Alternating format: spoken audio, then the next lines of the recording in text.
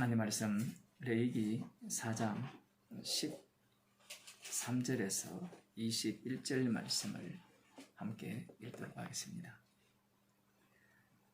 만일 이스라엘 온 회중이 여호와의 검령 중 하나라도 그릇 범하여 허물이 있으나 스스로 깨닫지 못하다가 그 범한 죄를 깨달으면 회중은 수송아지를 속죄제로 드릴지니 그것을 회막 앞으로 끌어다가 회중의 장로들이 여호와 앞에서 그 수송아지 머리에 안수하고 그것을 여호와 앞에서 잡을 것이요 기름 부음을 받은 제사장은 그 수송아지 피를 가지고 회막에 들어가서 그 제사장이 손가락으로 그 피를 찍어 여호와 장 앞에 7번 뿌릴 것이며 또 그 피로 회막 안 여호와 앞에 있는 담불에 바르고 그 피 전부는 회막문 앞 번제단 밑에 쏟을 것이며 그 기름은 다 취하여 단 위에 불사르되 그 송아지를 속죄제의 수송아지에게 한 것 같이 할지며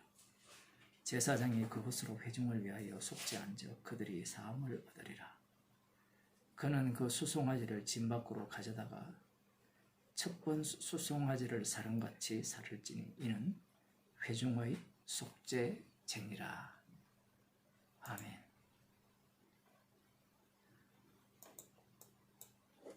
계속해서 속죄제와 관련된 말씀을 명하고 계십니다. 오늘 본문은 이스라엘 온 회중이 검령 중 하나라도 그릇 범하였다가 깨닫지 못하다가 깨닫게 되면 수송아지를 이렇게 보면 회중이 수송아지를 끌고 오죠.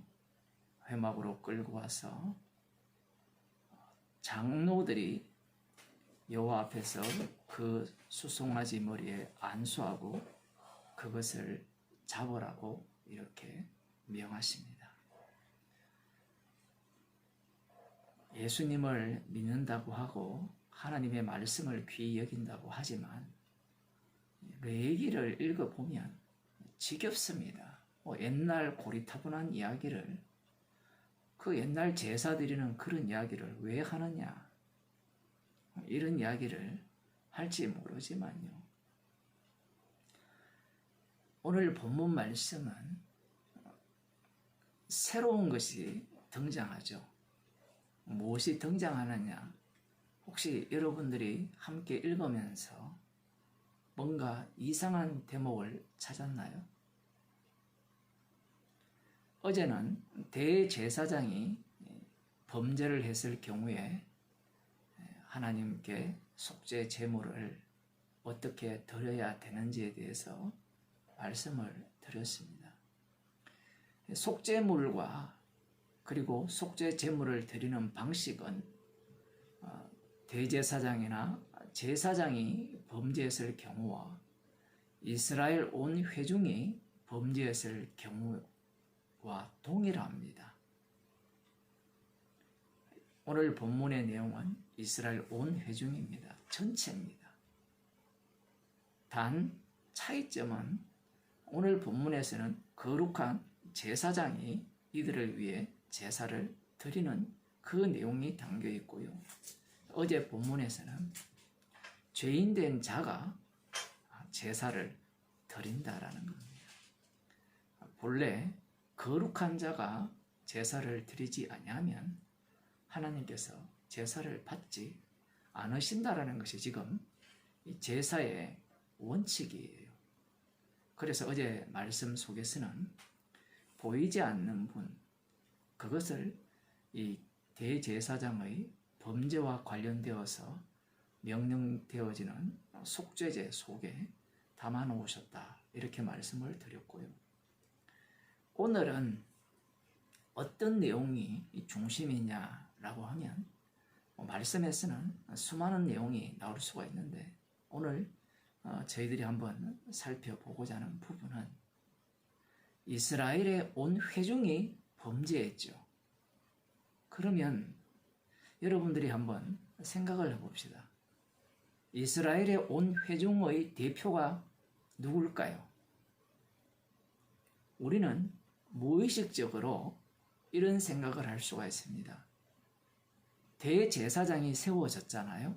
그리고 제사장이 이스라엘의 중심이 되고 레위 지파가 이스라엘의 중추 기능을 담당하고 있죠. 핵심 기능을 담당하고 있습니다. 그러면 온 회중이 죄를 범했으면 그들의 대표가 누가 되어야 되느냐라고 할 때는 대제사장이라고 생각할 수 있겠죠. 뭐 그렇게 생각 안 할 수도 있는데 성경을 좀 읽어본 분들은요 그렇게 생각할 수밖에 없습니다. 그런데 오늘 본문을 보게 되면 이스라엘 온 회중이 죄를 범했을 때 그들 모두가 함께 수송아지를 끌고 옵니다.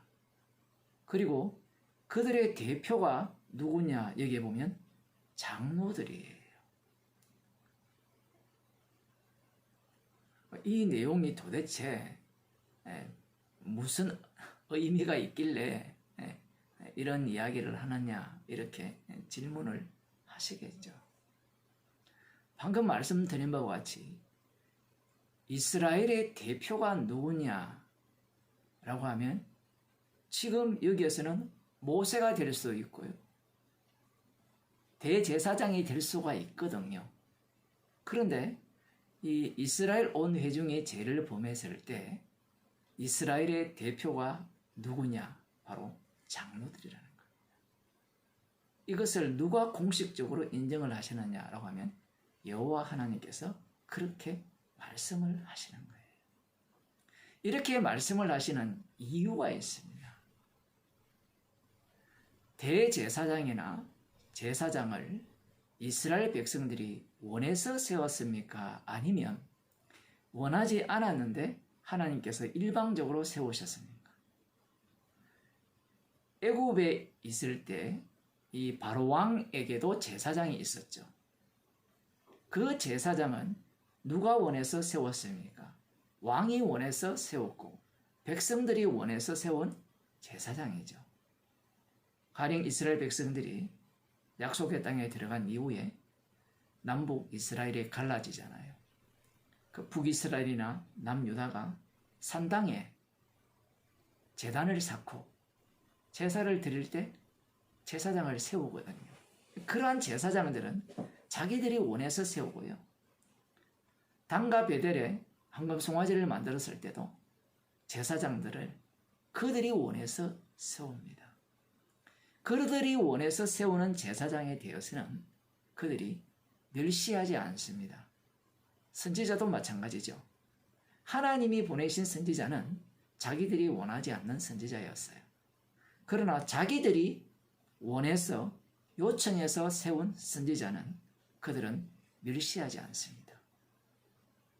이게 왜 그러냐라고 할 때 이스라엘 백성 가운데 하나님께서 대제사장이나 제사장을 세우심으로 말미암아 이스라엘이라는 나라는 이 대제사장의 희생 기능이죠.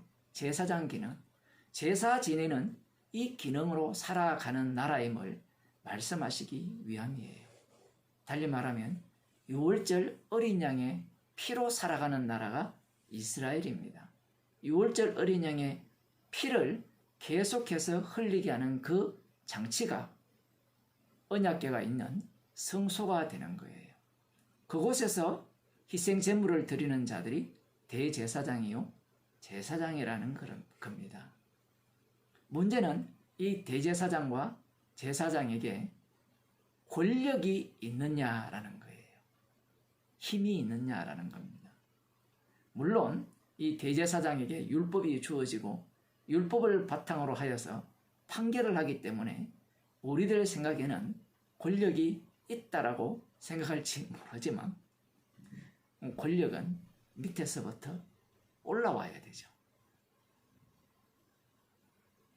이스라엘 백성들이 사무엘상 8장에서 왕을 요구하잖아요.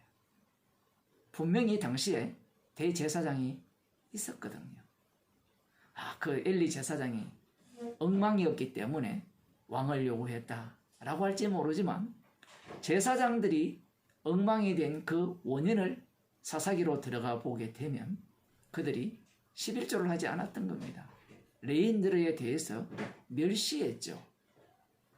그러한 어떤 악순환 속에서 살면서 그들은 제사장 이 계열들 레위 지파에 대해서 무시한 겁니다.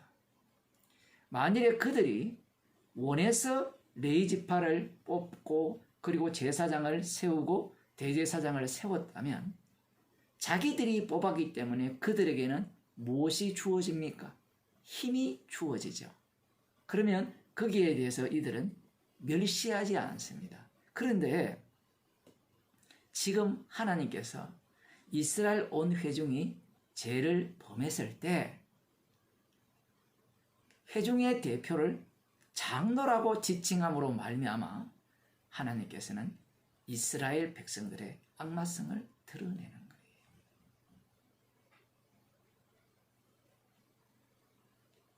이후에 이스라엘 백성들이 왕을 요구하고 그들의 악마성을 고스란히 담은 자가 누굽니까? 첫째는 사울 왕이고 그 다음 다윗 왕이 되거든요. 그들이 직접 제사를 드리는 겁니다.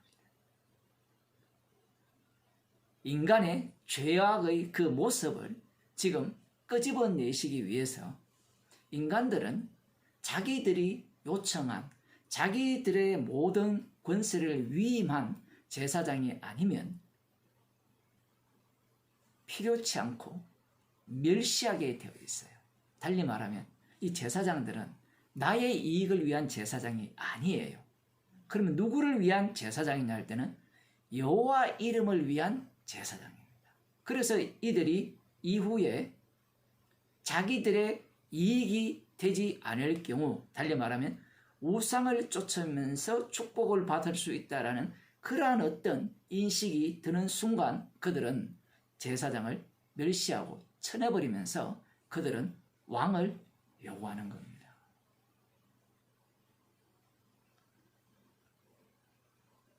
우리가 보기에는 속죄제에 대한 규례인 것 같지만 그 깊숙이 들어가 보면 이스라엘 백성들은요, 속죄 제물, 속죄제를 원치 않는 백성들입니다.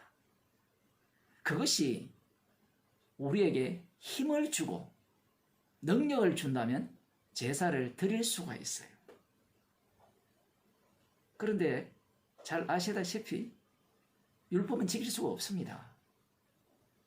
이스라엘 백성들이 아무리 율법대로 산다고 하더라도 율법을 범하게 되어 있고 그리고 이 제사법의 원리 자체도 제사를 드린다고 하더라도 죄가 용서되지 않는다라고 하나님께서 말씀을 해버리거든요. 그러면 머리가 돌아가는 이스라엘 백성들이죠. 그럴 것 같으면 제사를 왜 드려요? 제사의 무용성 그리고 제사장이 필요 없다라고 이렇게 나오는 겁니다. 그들에 맞추어서 하나님의 언약은 바뀌게 되는 거예요. 결국 그들이 원하는 바는 자신들에게 이익이 되는 왕이죠. 예수님께서 이 땅에 오셨을 때 어제와 이어서 말씀을 요한복음 6장에 보게 되면 물고기 2마리와 보리떡 5개로 장정 5,000명을 먹이시니까 사람들이 예수님을 임금 삼으려 하죠. 우리들은 성경을 알기 때문에 이스라엘 백성에게 진짜 필요한 분이 누구냐라고 하면 세상죄를 지고 가는 하나님의 어린 양이에요. 거기에 대한 정답은 교회 다니는 사람이라면 누구나 다 알고 있을 겁니다. 문제는 이스라엘 백성들은 세상죄를 지고 가는 하나님의 어린 양을 필요치 않아요. 그들은 무엇을 필요로 하느냐? 현실 문제 해결입니다. 그들에게 필요한 것은 다윗과 같은 왕이 필요한 거예요. 그래서 약속된 대로 다윗 왕이 오시기를 고대했고 놀라운 기적으로 모세와 같은 능력으로 장정 5,000명을 물고기 2마리와 보리떡 5개로 먹이시니까 그분을 임금 삼을 했던 거예요. 그런데 예수님께서는 그들에게 자기 몸을 주신다고 말씀하셨어요. 내 살과 내 피를 먹고 마시는 자에게 영생이 있다 라고 말씀을 하시니까 필요 없다라는 겁니다. 이 유대인들의 이 태도를 좀 깊이 생각해야 돼요. 오늘날 십자가의 피가 필요한가요? 제 용서가 어디에 도움이 되나요?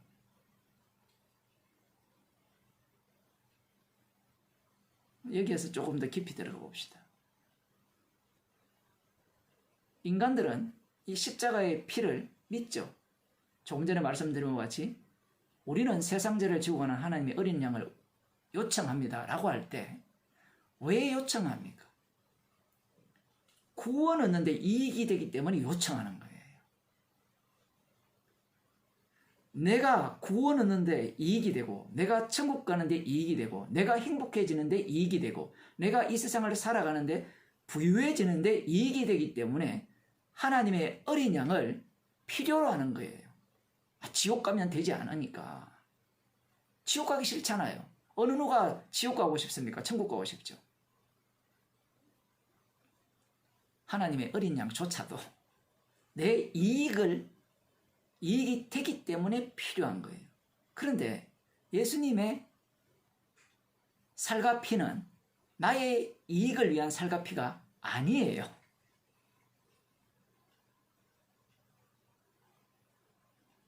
더 이상 나는 죽었고 더 이상 나가 없거든요. 그러니 나의 구원 자체가 없어요.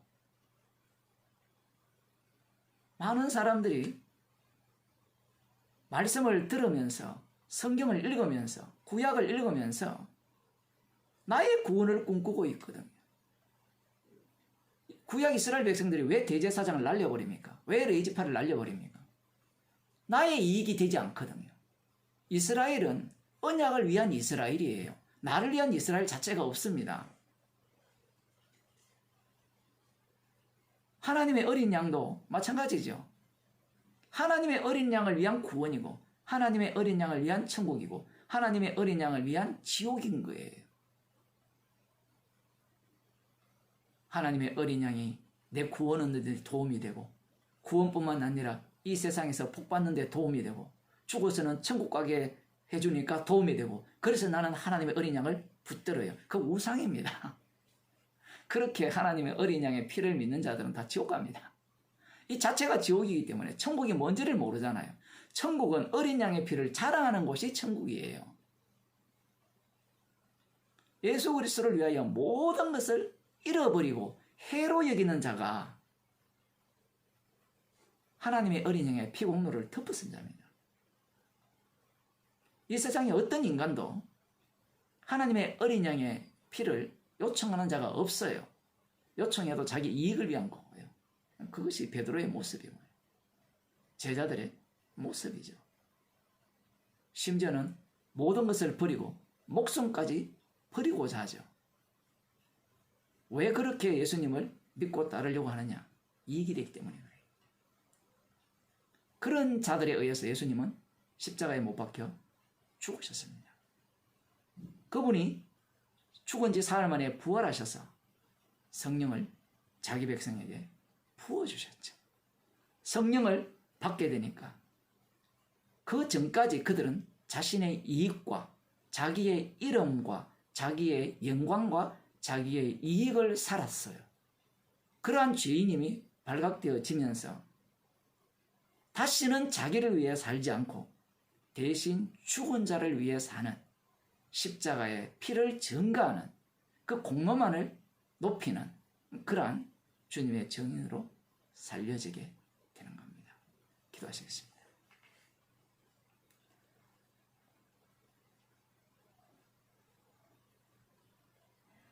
모든 것을 주를 위해 잃게 하는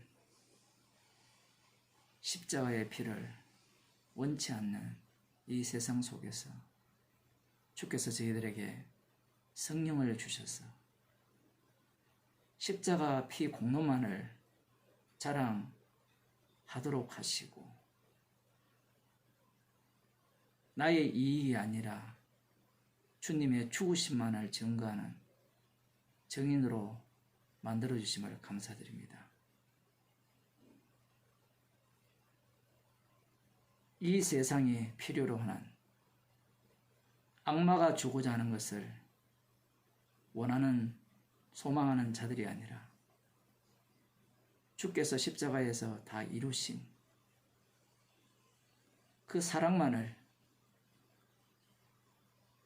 그 용서하신 은혜만을 마음껏 자랑하며 기뻐하며 증거하는 주의 백성으로 살게 하여 주옵소서. 예수님 이름으로 기도드리옵나이다.